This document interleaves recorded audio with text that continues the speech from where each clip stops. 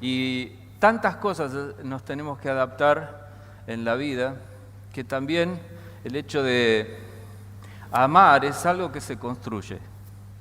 En el trabajo constante, sobre todo con la niñez, uno entiende rápidamente eso. Lo noto, vos necesitas un vínculo con el otro, necesitas un vínculo con ese niño para que te quiera contar algo, para que te acepte, ¿no?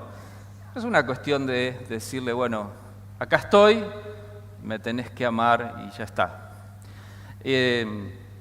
Esta canción nos ayudó a pensar en esta idea de que dependemos de Dios para que Él nos dé las fuerzas necesarias para hacer cada cosa. Y para amar a los demás, necesitamos recibir del amor de Dios. Y por eso, en el orden que venimos siguiendo, o que Juan Pablo había arrancado con la carta de Juan, se instala allí, y hemos escuchado recién el texto, donde habla de amar a los hermanos. Así que yo podría ser muy fácil en este momento, me ahorraría un montón de tiempo, les ahorraría un montón de tiempo a ustedes, de decirle, bueno, ¿el consejo cuál es? Ámense. Parece sencillo, pero como yo decía antes, se necesita de conocimiento del otro, del compartir, de estar, y sobre todo, de una decisión de cada uno de nosotros. Así como entre las personas, o así como en los matrimonios, pensamos en esta idea de que muchas veces necesitamos decirle a nuestra mente y a nuestro corazón, a pesar de lo que el otro haga o como sientan, lo voy a amar. Y no siempre, a ver si acuerdan conmigo, esto no siempre es fácil. Fíjense que David, allí en el Salmos 133, 1, en un cántico que hace David allí, dice algo que conocemos tanto y nos encanta decir, ¿no? Qué bueno es y qué agradable. Qué agradable. Nos gusta eso, nos encanta sentir cuando un bebé está limpito, es agradable. Cuando entras a un lugar y todo está acomodadito, qué agradable es. Pero qué agradable es al Señor vernos a cada uno de nosotros, a sus hijos. Dice, qué agradable que los hermanos convivan en armonía. ¡Wow!, ¿no?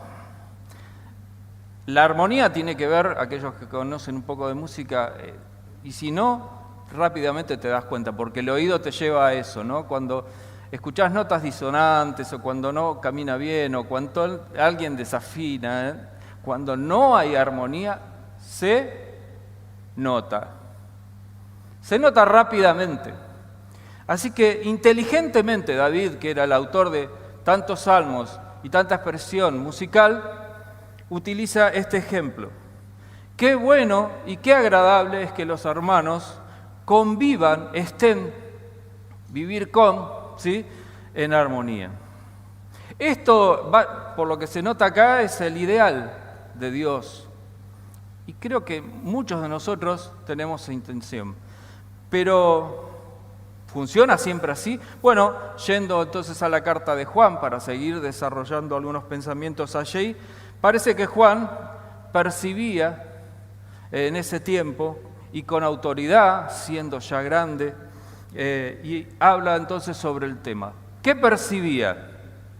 Que justamente no era una constante esa del amor entre los hermanos y de la forma de poder convivir. Entonces, allí en 1 Juan dice, un nuevo mandamiento es el título que está en la Biblia, es lo que se leyó recién, pero lo quiero repasar rápidamente, focalizando en algunas cosas.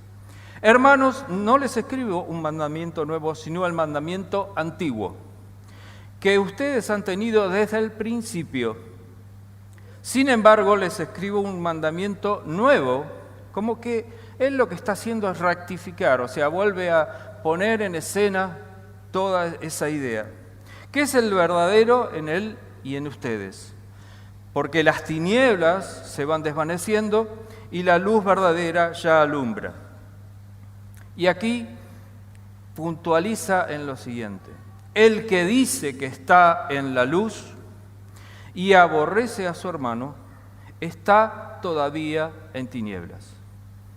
Como nos comentaba Juan Pablo los domingos anteriores, Juan, que siempre lo tomamos como alguien cariñoso, ¿sí? Esa idea es contundente en esta expresión, como en tantas otras. No tiene medias tintas.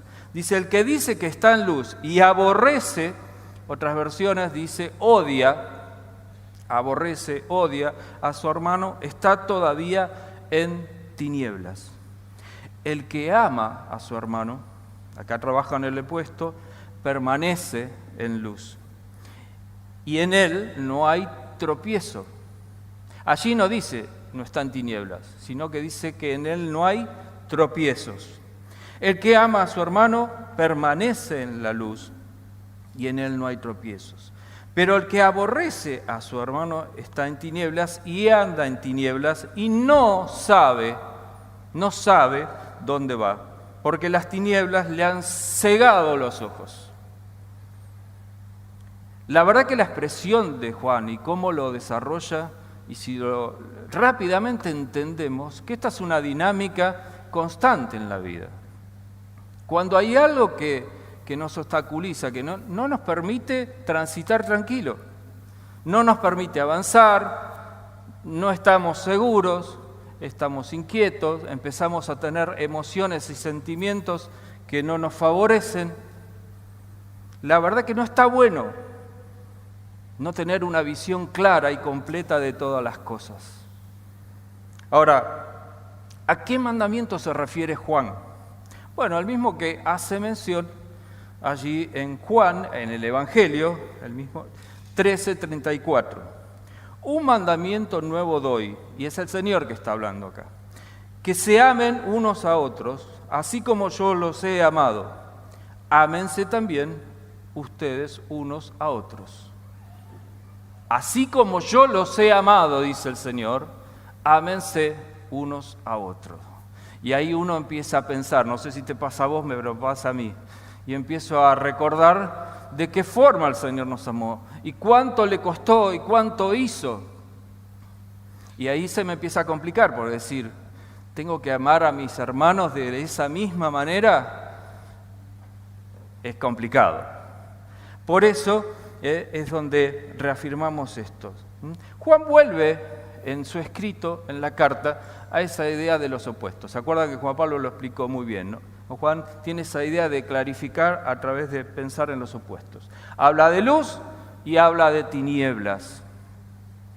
El que ama a su hermano está en luz. El que aborrece o odia a su hermano está en tinieblas. No hay medias tintas ahí. Pero también de esa misma manera establece este concepto de opuestos. Amor o aborrecer o odiar. Son sentimientos, pero son totalmente opuestos. El amar o el odiar son totalmente opuestos, ¿sí? Así que con contundencia lo que Juan hace es fijar posición en ese sentido. Dejar claro cuál es la posición en ese sentido. ¿Dónde está parado cada uno según lo que está sintiendo? ¿Sí? Si uno siente amor por sus hermanos, está en la luz. Si uno siente odio o aborrece a algún hermano, ¿sí? Está en tinieblas. Acá hay algo que siempre pensamos, porque los argentinos somos campeones en eso, es decir, bueno, medio y medio, ¿no? Porque yo a veces amo a algunos cuantos hermanos, pero a alguno no me cae tan simpático y lo aborrezco o lo odio. Y entonces nos preguntamos, ¿estamos en la luz o estamos en tinieblas? No, Juan es contundente y deja claro el hecho de que no podemos aborrecer a ningún hermano. O amamos o no amamos. O odiamos o no odiamos. Eso está claro. El que aborrece está en tinieblas, dice. En Santiago hay una expresión de Santiago que clarifica esto, por lo menos a mí me lo clarifica.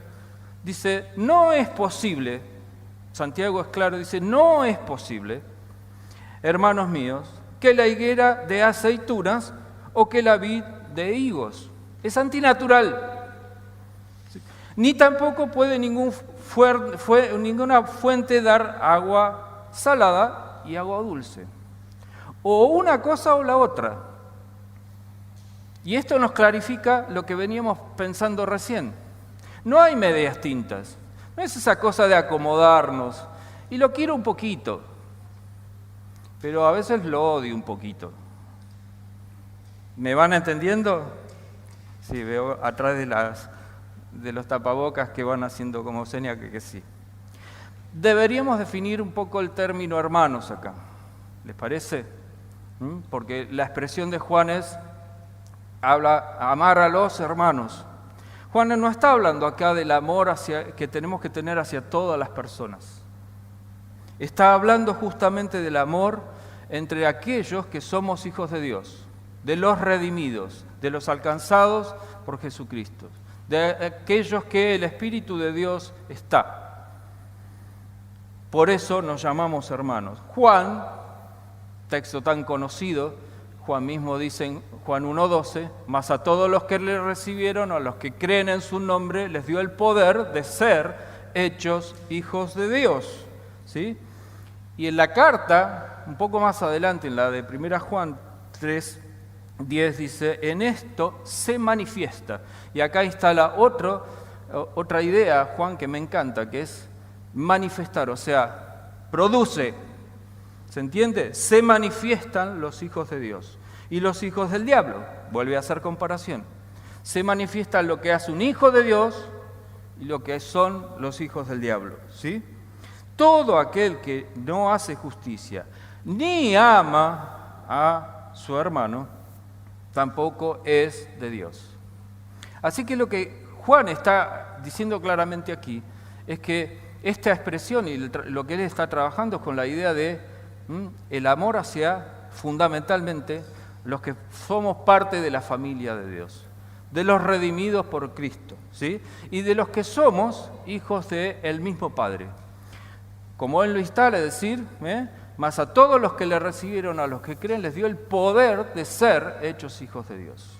Y somos, y tenemos el privilegio de ser de la misma familia, la familia de Dios. Hemos sido arrebatados de la mano del enemigo, y ahora estamos, por la gracia de Dios, bajo su cobertura. Somos parte de la familia de Dios. Por lo tanto, aquí lo que deja claro es que todos somos hermanos. Tenemos ese privilegio inmenso, invalorable, que nunca lo podríamos haber logrado por nosotros mismos. Pero también eso nos da una obligación. Es como cuando en tu casa sos parte de una familia, pero no solamente podés tener privilegios, sino que hay obligaciones dentro de una familia. Porque si no, ¿qué padre no dijo alguna vez a sus hijos adolescentes, esto no es un hotel? Se rieron, ¿no? Si hago una lista acá compartimos, acá convivimos, ¿no? Entonces, es importante saber definir esto. Tenemos el privilegio de ser hijos de Dios, pero a la vez tenemos la obligación de, siendo parte de la familia, amarnos unos a otros, amar a nuestros hermanos. Es un principio básico de Dios, porque Dios cuando crea al hombre y a la mujer, a la persona, único, especial e irrepetible, pero rápidamente instala la idea de un ser social, un ser que comparte con el otro, que no va a estar solo como un hongo en el mundo, sino que va a estar compartiendo con los demás. Dios es Padre de todos, eso está claro, y nos ama a todos por igual. Él no hace diferencia, eso está claro, eso lo podemos tener como seguro, eso es una garantía para cada uno de nosotros. No voy a abundar en texto porque me parece que esto lo tenemos claro. No es que Él está amando más a uno u otro. Se encontró un montón de textos, pero no quería sumarlos. Pero estamos claros de que Dios ama a todos por igual. No tiene privilegiado. No es como en el caso de José, que tuvo tantos problemas porque su padre lo quería exclusivo. No, acá Dios sabemos que nos ama a todos por igual. Ante Dios somos todos iguales. Ahora, dice que somos hermanos, por lo tanto, en Cristo, ¿sí? Somos del mismo Padre y debemos amarnos unos a otros. El tema ahora está en nosotros, no en lo que Dios piensa. Dios no se equivoca, Él nos ama a todos por igual. El tema es cómo nosotros lo pensamos después. Dice Mateo 23:8. Pero ustedes no busquen ser, que los llamen rabí, o sea, maestros. Es el Señor que está hablando. Porque solo uno es el maestro de ustedes, y ese es el Cristo. Y todos ustedes son hermanos. O sea que acá hay una cuestión humana, netamente humana, que muchas veces pasa. Enseguida empezamos a buscar castas, categorías, ubicaciones, quién es más importante que el otro, y el Señor lo hace muy claro. Ustedes no busquen ser el maestro, porque la realidad ante Dios, la cuestión es que todos somos iguales, somos hermanos. Y por eso Dios nos ama a todos de la misma manera. Después desarrollar dones y todo lo demás es algo que sería otro tema para hablar. Pero queda claro que lo que está diciendo acá es que hay un solo maestro y ese maestro es el Señor. Y ese es nuestro norte, es a donde tenemos que mirar, puestos los ojos en Jesús, el autor y consumador de la fe. Ese es nuestro maestro y nuestra guía. Pero entre nosotros, entre los hermanos, no es una cuestión de quién está primero, quién está segundo, todos somos iguales. Así que Dios nos manda a amarnos como hermanos. Por lo tanto, es una obligación. No es si tengo ganas o no tengo ganas. ¿Sí? No lo estoy logrando, no lo estoy pudiendo hacer. No, hay que hacerlo porque es una obligación, dice el Señor. 1 Juan 4:21 dice: nosotros recibimos este mandamiento, que el que ama a Dios, ame también a su hermano. Mandamiento. Es un mandamiento del Señor. Amo a Dios, pero aborrezco a mi hermano. ¿Funciona? Mucha gente que dice, no, yo amo profundamente a Dios. Lo que pasa con mis hermanos, no, bueno, porque son conflictivos, porque no me entienden, ¿no? Es así y es así. ¿Está claro? Ahora, aborrecer a los hermanos, creo que nos damos cuenta y tenemos claro que siempre trae consecuencias. Como no quiero extenderme demasiado, después si ustedes lo voy a relatar, como a veces hago con los chicos. Hay un episodio en el Antiguo Testamento donde vemos claramente las consecuencias que traen el odio, el conflicto entre hermanos. Allí habla justamente de David cuando es proclamado rey, pero que a la vez, por otro lado, se lo proclama antes también al hijo de Saúl como rey. Gran división. O sea, mismas descendencias, o sea, mismo pueblo, pero conflicto entre los hermanos de ese pueblo, ¿sí? Guerra entre David y la familia de Saúl, ¿sí? Allí Abner, general del ejército de Saúl, después de que Saúl muere, él se toma la atribución de nombrar como rey a Isboset, un hijo de Saúl, ¿sí? Lo nombra rey y es rey de varias regiones. Por el otro lado, Dios instala como rey, y aclaro esto, Dios instala como rey a David, pero solamente lo siguen a David en la tribu de Judá, ¿sí? Un grupo. Así que ahí hay una tensión y una cuestión de poderes, está claro, ¿no? David es ungido por Dios, y en el otro caso se le ocurrió a este Abner que siga la cosa así. Y así que en un momento, después de 7 años del reinado de David, Abner insta a pelear a David. Y entonces se encuentran en un lugar, después si quieren lean el pasaje que está allí en 2 Samuel, capítulo 2, se encuentran en un lugar y dicen, bueno, trae a tus 12 mejores jóvenes, le dice justamente a Joab, que es como el jefe del ejército de David, y por el otro lado yo voy a mandar a los 12 más mejores capacitados que tengan. Como decir, si lo definen como en un partido, 12 contra 12 y si lo definen ahí. Bueno, fíjense lo que es el conflicto.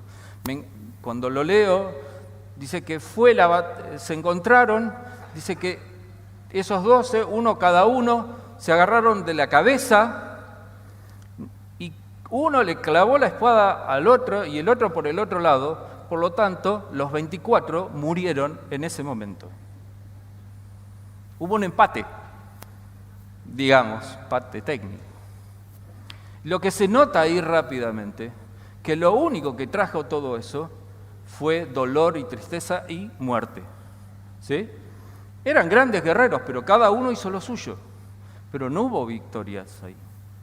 Entonces, sigue esta historia mucho más adelante. Entonces, Joab sigue persiguiendo, sigue la batalla. En ese momento se aclara que la batalla arreciaba y vieron como muchos relatos del Antiguo Testamento y el ejército de David iba adelante.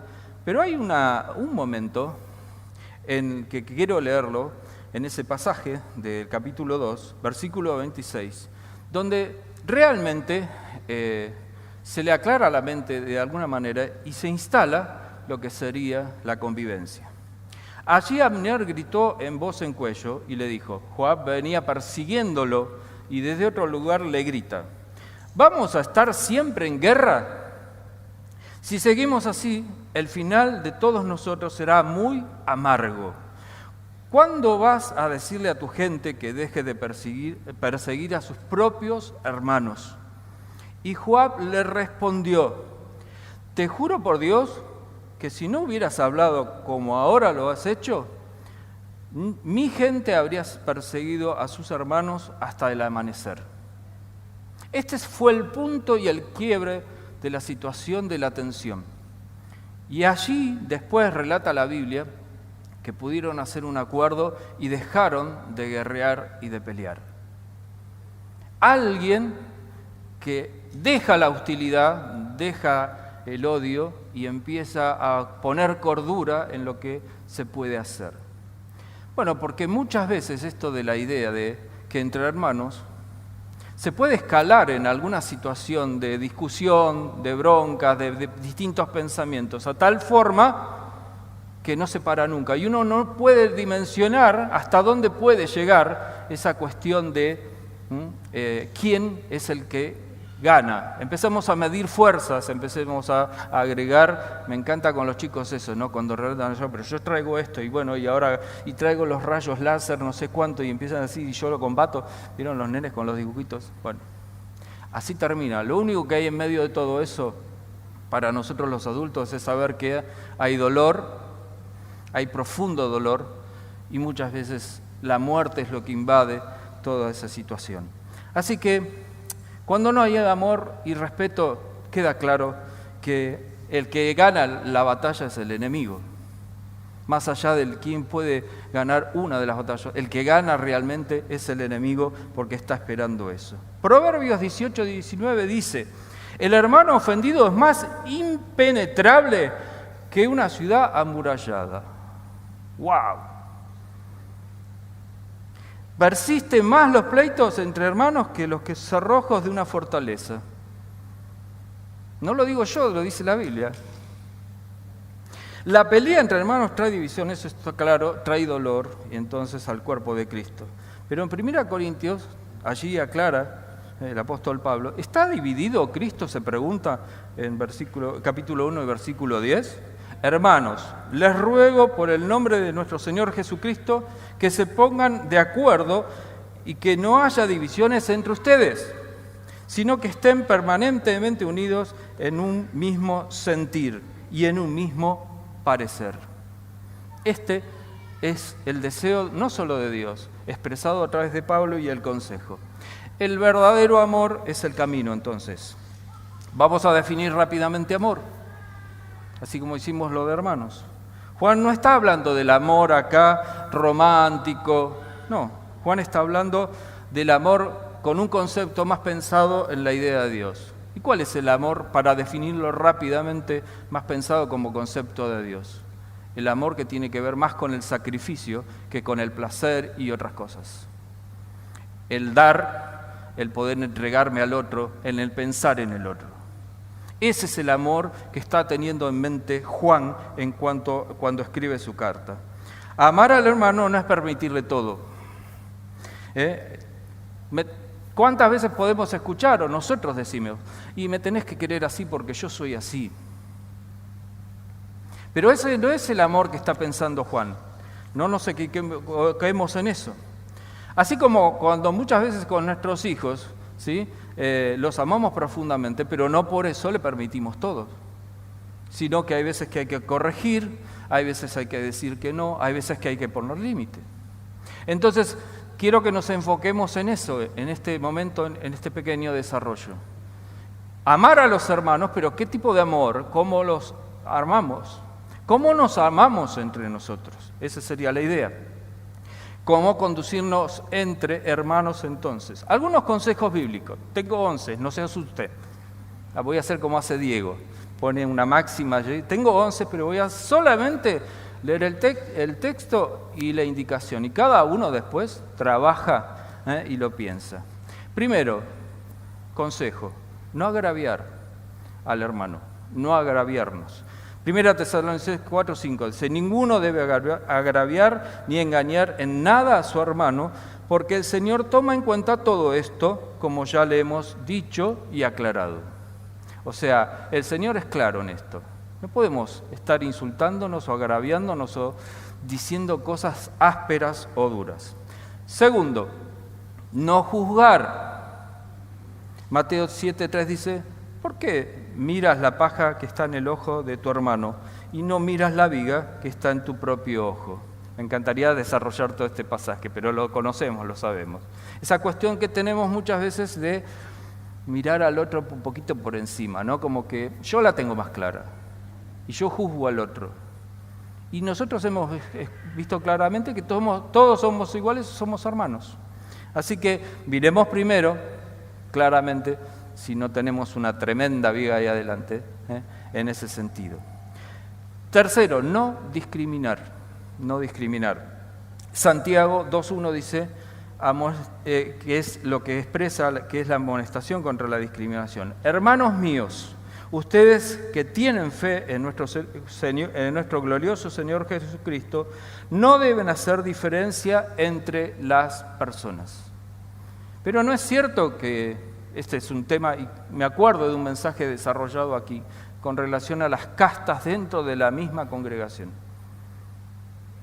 Y esta idea de que la familia, sí, viene toda la familia, y la hermana que está sola con sus hijos, y sí, no le decimos que de otra casta, pero es mucho para desarrollar en esto. Pensémoslo. Yo me he visto mejor, yo me puedo... y el otro... y lo miramos. El argentino es muy discriminatorio, así que tengamos mucho cuidado con eso en medio de la iglesia. Cuarto, buen trato. Bueno, claramente para poder amar al hermano tengo que tener un buen trato. Primera Tesalonicenses 3:15 dice: pero no traten como enemigos, sino aconséjelo como su hermano. O sea, cuando alguien quizás se está equivocando, cuando algún hermano la está pifiando, en vez de tratarlo como si fuera un enemigo, que no entiende nada, está haciendo todo mal, ¿cuál es el consejo? Aconsejar nosotros como a un hermano, tratando siempre de rescatarlo. Para eso es necesario el punto 5, que es amonestar. Romanos 15:14, ¿se acuerdan que yo dije? Y siempre, no todo es... Claro, como nos tenemos que amar, permitimos cualquier cosa, porque es un desbande.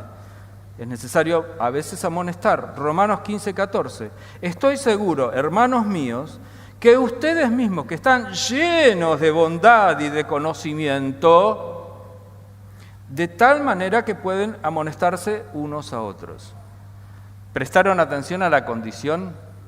Para amonestar a otro tenés que estar tranquilo, seguro, de que podés amonestar al otro para poder siempre hacer lo que sigue, que es sostenerlo y después restaurar lo que son los puntos que siguen. Punto 6, sostener. Corintios 8:13, primera dice, por tanto, si la comida es motivo de que mi hermano caiga, jamás comeré carne para no poner a mi hermano en peligro de caer.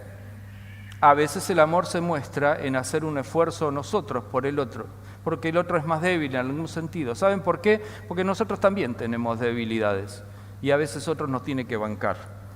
El punto 7 es restaurar,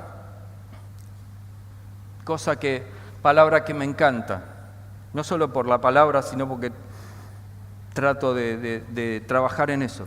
Gálatas 6:1, hermanos, si alguno es sorprendido en alguna falta, ustedes que son espirituales, restáurenlo con espíritu de mansedumbre, piensa en ti mismo, no sea que tú también seas tentado.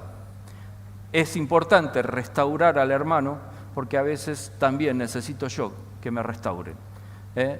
La soberbia no debe estar en nosotros, porque muchas veces también nosotros podemos caer. Como alguna vez me dijeron, alguno puede estar arriba un día y vos abajo, y al revés, en otro momento vos arriba y el otro abajo. Así que es importante el tema de poder restaurar. Número 8, perdonar. Busquen todos los mensajes de Juan Pablo o textos míos, qué sé yo, de perdonar, pero es básico. Mateo 18:15 habla de cómo perdonar al hermano, y el desarrollo dice, por tanto, si tu hermano peca contra ti, ve y repréndelo cuando él y tú estén solos. Si te hace caso, habrás ganado a un hermano. Pero aquí es importantísimo el perdón. Por supuesto, el reconocimiento previo del hermano, si no, no arranca. Límites. Me encantaría desarrollar esto un montón, pero me parece que es lo básico de esto que estuvimos hablando. No siempre el amar al hermano indica que dejemos hacer a todos lo que quieran. A veces es necesario el límite. Es básico el límite, porque Dios lo hace con nosotros. 1 Corintios 5:11 dice, más bien les escribí que no se junten con los que dicen ser hermanos, pero son libertinos, avaros, idólatras, insolentes, borrachos y ladrones. Con esa gente ni siquiera coman juntos. Entonces dice, bueno, paren, ¿cómo? Tenés que querer a todos, ¿no? Pero mirá que claro que es acá Pablo diciendo, con esos y no. Porque hay cosas que no tienen nada que ver con la luz que es Dios. Entonces es preferible en algún momento con esos, por supuesto, seguir amándolos en el sentido de orar por ellos y ver cómo se rescatan. También les rogamos, otro texto dice, hermanos, que les llamen la atención a los ociosos, que animen a los de poco ánimo, que apoyen a los débiles y que sean pacientes con todos. Si querés te lo dejo, Juan Pablo, esto para otro mensaje. Y dentro de la congregación, entre nosotros, no hay un montón y parece que hay que ponernos el cricket entre nosotros para darnos ánimo. Bueno, llega un momento que decir, sí, yo te amo, pero ¿qué querés, que te felicite?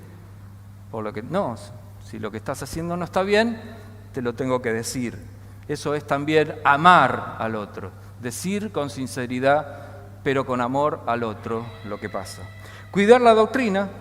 Básico en la iglesia. Hechos dice, hemos sabido que algunos hermanos que están con nosotros, a quienes les dimos ninguna orden, los han perturbado e inquietado a ustedes con sus enseñanzas. Y Romano dice, pero les ruego, hermanos, que se cuiden de los que causan divisiones y tropiezos en contra de las enseñanzas que ustedes han recibido y que se aparten de ello. Cuidar la doctrina entre nosotros es amarnos entre nosotros. Para eso hay que conocer la Biblia, hay que saber lo que dice la palabra. Y el número 11 dice ayudar. Hechos 11:29. Entonces los discípulos acordaron socorrer a los hermanos que vivían en Judea según lo que cada uno tuviera. Esto que sí, mayormente nos sale bien, pero hay que intensificarlo. Amar al hermano es ver sus necesidades y tratar de apoyarlo. Conclusión de todo esto que dije muy rápido. Ustedes cada uno después llévese la tarea para el hogar. Mientras esperamos que el único maestro, según lo que leímos antes, que hay un solo rabí, un solo maestro que es el Señor viene, nosotros, entre los hermanos, tenemos que hacer esto que dice 2 Pedro 3:14. Por eso, amados hermanos, mientras esperan que esto suceda, hagan todo lo posible para que Dios los encuentre en paz, intachables e irreprensibles. Y más que todo, habla de la idea de amar a los hermanos, a veces soportarlo, no odiarlos, soportarlos, tratar de entender, así como otros deben estar tratando de entenderme a mí y en este momento deben estar diciendo, ¿cuándo termina? No lo soporto más. Pero esa es la dinámica. Y entonces, por última, 1 Pedro 1:22 dice, y ahora, ya que se han purificado mediante su obediencia a la verdad, para amar sinceramente a sus hermanos, ámense los unos a los otros de todo corazón, con sinceridad. Lo que busqué más que nada, sobre todo, es que la palabra de Dios hablara. Porque la verdad que yo no puedo pararme acá y decir, yo soy el ejemplo. No, me cuesta un montón. Hay con un montón de hermanos que me encanta, me levanto a la mañana y digo, uy, me voy a ver con este, me voy a ver con el otro. Pero hay algunos que decís, uy, tengo que ver a este, me voy a cruzar con el otro. Y ahí es donde empezamos a ejercitar lo que Juan dice. Si queremos andar en luz, necesitamos entonces sí o sí amar a los hermanos. Porque dice que si no, lo que dice claramente allí en el versículo 11, si no, dice, empezamos a andar en tinieblas y a ciegas, a tientas. O sea que cuando aborrezco a mi hermano, cuando no lo soporto y todo lo demás, es una cuestión que lo excluyo al otro. Me empieza a entorpecer a mí. Y esto sería lo que me gustaría que nos llevemos cada uno de nosotros. Se nubla nuestro camino, se entorpece, ¿sí? Empezamos a andar en tinieblas, no tenemos rumbo, perdemos la visión. Así que el amar al hermano me permite a mí andar en luz, tener guía del Espíritu Santo, ser libre de las tentaciones del enemigo. Así que tratemos de hacer esto en cada una de nuestras vidas. ¿Nos cuesta? Sí, pero tenemos la ayuda del Espíritu Santo para poder lograrlo.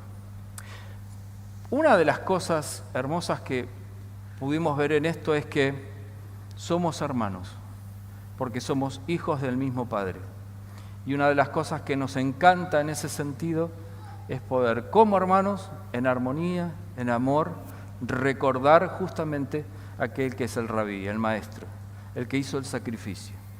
Este es el momento de compartir la cena del Señor. Así que no es momento de estar pensando, pasa este problema, paso lo otro. Justamente, si estás teniendo un problema con tu hermano, como dice la palabra, es momento de que puedas pedirle perdón al Señor, para que podamos participar dignamente de los símbolos. Así que vamos a pensar en eso, vamos a pensar en el sacrificio de nuestro Señor Jesucristo, lo que hizo por cada uno de nosotros, y vamos a justamente a poder poner nuestra mente en el Señor, pensando en que Él murió por todos nosotros, y por eso nos llamamos hermanos. Y la convivencia no es fácil, pero es algo hermoso para compartir. Qué grandeza que nos dio el Señor. Pensar en la salvación que nos dio, pero pensar en la cantidad de hermanos hermosos, queridos, que Él nos dio para compartir.